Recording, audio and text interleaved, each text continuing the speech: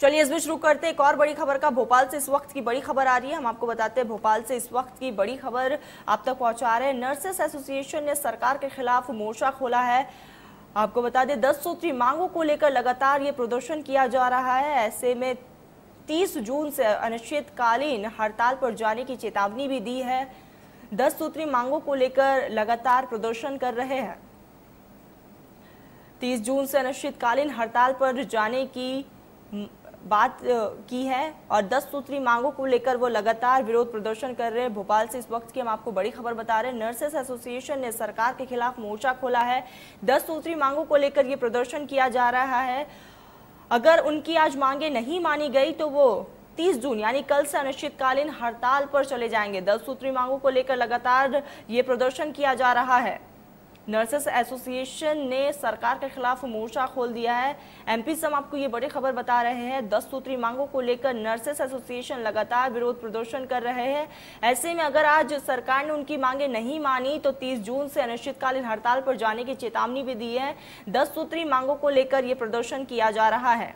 आपको बता दें 30 जून से अनिश्चितकालीन हड़ताल पर जाने की चेतावनी भी दी है। अगर सरकार ने आज उनकी मांगे नहीं मानी तो 30 जून यानी कल से वो हड़ताल पर जाएंगे।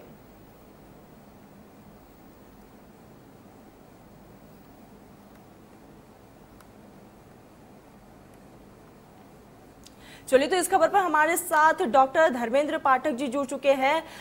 धर्मेंद्र जी, लगातार नर्सेस एसोसिएशन विरोध प्रदर्शन कर रहे हैं। ऐसे में अगर आज उनकी मांगे नहीं मानी गई तो कल किस तरीके का वो विरोध प्रदर्शन करेंगे? बता दूं, मैं एक डॉक्टर हूँ, मैं एक नर्स हूँ, नर्स को नर्स लीड कर रही है। और कहने का मतलब ये है कि हमने 7 दिन तक 9 तारीख के और 15 तारीख के विरोध सप्ताह बनाया था अपनी बातों को रखने के लिए। स्ट्राइक का मुद्दा पहले कहीं से नहीं था कि मध्य प्रदेश सरकार को जगाने के लिए हमने 7 दिन का विरोध सप्ताह मनाया, पर आज दिनांक तक हमारी कोई बात नहीं गई न रखी गई। तो इस कारण नर्सेस को ये स्टेप उठाना पड़ा है आगामी हड़ताल का। नहीं तो नर्सेस को कोई वो नहीं है कि हड़ताल करे, पर सरकार को भी समझना चाहिए कि वो हमारी बात को सुने, रखे, संज्ञान में तो ले नर्सेस को। ये थोड़ी है कि उनको बस सम्मान दे दिया, बोल करने पर आज दिनांक तक नर्सेस को किसी ने संज्ञान नहीं दिया है सरकार ने। जी धर्मेंद्र, लगातार इस कोरोना महामारी में डॉक्टर्स ने फ्रंटलाइन पर आकर लोगों की जान बचाई है और बेहतरीन काम किया। ऐसे में सरकार डॉक्टर्स की मांगों को क्यों नहीं मान रही है? ये तो मैम सरकार से पूछे जा सकते हैं सवाल कि आप इनकी बात क्यों नहीं सुन रहे। ये विरोध के माध्यम से, सब कुछ माध्यम से इन्होंने आपको अवगत कराया, तो भी इनको क्यों नहीं इनको बात रखी जाती है? अगर हम फ्रंट लाइन वर्कर हैं तो ये सरकार हमें सुन क्यों नहीं रही है? हमारी मांगों को क्यों नहीं ले रही है? जी धर्मेंद्र, ऐसे में आप लोगों की कौन सी वो 10 मांगे हैं जो कि सरकार को मान लेनी चाहिए?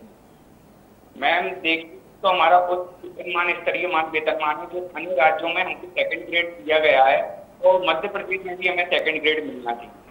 समान कार्य समान वेतन का कार्य होना चाहिए पूरे देश में। जैसे दिल्ली में सेंट्रल में नर्सेस को 2nd ग्रेड में रखा गया, लेकिन ऑफिसर कहा जाता है, पर मध्य प्रदेश में ये सारी सुविधाएं नहीं है। मेल नर्सों की भर्ती नहीं होती, उच्च स्तरीय में उच्च शिक्षा में इनको आगे नहीं बढ़ाया जाता, ऐसा क्यों? और जो लोग कोरोना महामारी में फ्रंटलाइन वर्कर बनकर काम किया, शहीद हो गए, पर आज दिनांक तक उनको कोरोना वायरस। जी धर्मेंद्र, हमारे साथ जुड़ने के लिए आपका बहुत बहुत शुक्रिया। इसी बीच हमारे साथ एहतियाब जुड़ चुके हैं। एहतियाब, लगातार इस कोरोना महामारी में डॉक्टर्स फ्रंट लाइन में काम कर रहे हैं। ऐसे में अगर आज सरकार ने उनकी मांगे नहीं मानी तो वो कल से अनिश्चितकालीन हड़ताल पर चले जाएंगे।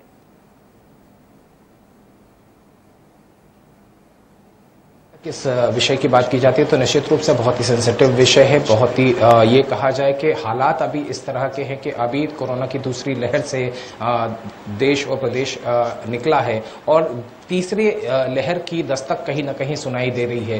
तो निश्चित रूप से ये कहा जा सकता है कि फ्रंटलाइन वर्कर्स में अगर सबसे पहले प्रायोरिटी आती है तो वो आती है मेडिकल स्टाफ की, पैरामेडिकल स्टाफ की, डॉक्टर्स की, क्योंकि यही वो है जो कि मरीजों से सीधे संपर्क में आते हैं और उन्हें ठीक करने की कोशिश करते हैं। जाहिर सी बात है सबसे ज्यादा इंपॉर्टेंट फैक्टर अभी फिलहाल हॉस्पिटल्स के पॉइंट ऑफ व्यू से उन्हीं का बन जाता है।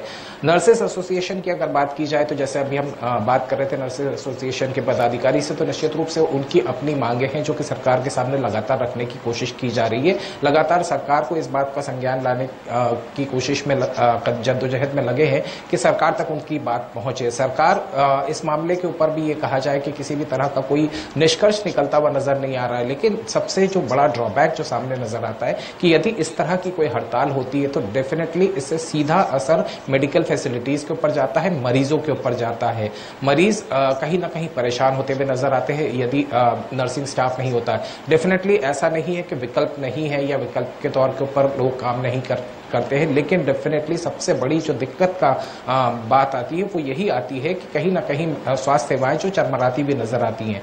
और इसको ध्यान में रखते हुए सीधे तरीके से जिस तरीके से नर्सेज अपनी बात सरकार तक पहुंचा रहे हैं, सरकार की तरफ से जो इनिशिएटिव लिया जाएगा, कहीं ना कहीं बीच का रास्ता इस मामले के अंदर निकलना चाहिए, क्योंकि अभी फिलहाल सबसे प्रायोरिटी के ऊपर अगर हम देखते हैं तो तरन्नुम वही इंपॉर्टेंट फैक्टर आता है कि कोरोना की लड़ाई अभी खत्म नहीं हुई है। कोरोना की लड़ाई अभी भी जारी है और इससे लड़ने के लिए हमें पूरी तरीके से सतर्क और सचेत रहना होगा। तो निश्चित रूप से कहीं ना कहीं जो मांगे हैं, और अब जैसे ही बात आ रही है कि हड़ताल पर चले जाएंगे, अभी तक ये कहा हो रहा था कि सांकेतिक हड़ताल चल रही थी नर्सेज एसोसिएशन की तरफ से, अब उन्होंने सीधे तौर के ऊपर आह्वान कर दिया है कि वो अपना काम बंद कर देंगे। तो definitely it is a matter of policy. जब सरकार इस मामले के ऊपर क्या कदम लेती है तो आने वाला वक्त ही बताएगा, लेकिन इसमें सबसे बड़ा जो सवाल खड़ा हो जाता है वो स्वास्थ्य सेवाओं के चरमराने की जो स्थिति बनती है वो कहीं ना कहीं सामने खड़ा नजर आता है। और हमारे साथ जुड़ने के लिए आपका बहुत बहुत शुक्रिया। इसी बीच